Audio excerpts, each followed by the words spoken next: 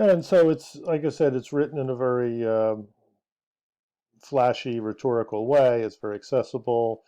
He has a lot of great lines in this chapter about comparing capitalism with a vampire, with a werewolf, saying that capitalism celebrates its orgies, right? So he has a good turn of phrase at times here, okay?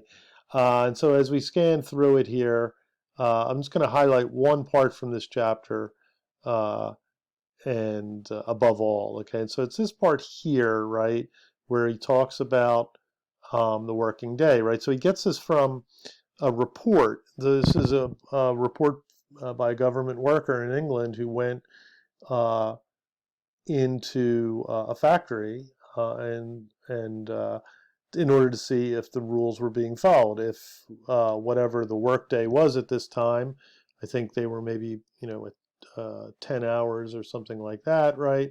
That that the factory worker, the factory boss was following the rules. So this is what the reporter finds, right?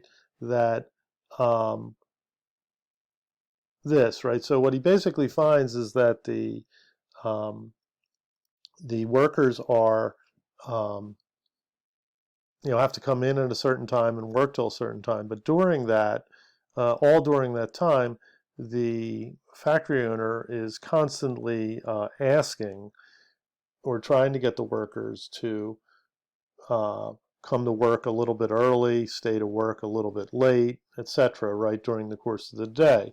So this is what the factory investigator finds, right, that all these 15-minute, sometimes 20-minute sort of things that the factory owner, this is time that the factory owner takes from the worker during the day, right? So during one day, uh, you know, it's the following, right? And he says during the weekly, if you add it all up, what all the small time that is taken every day from the work, if you add it up over the week, it's 340 minutes, which comes to 5 hours and 40 minutes weekly, right? And then he uh, multiplies it, right?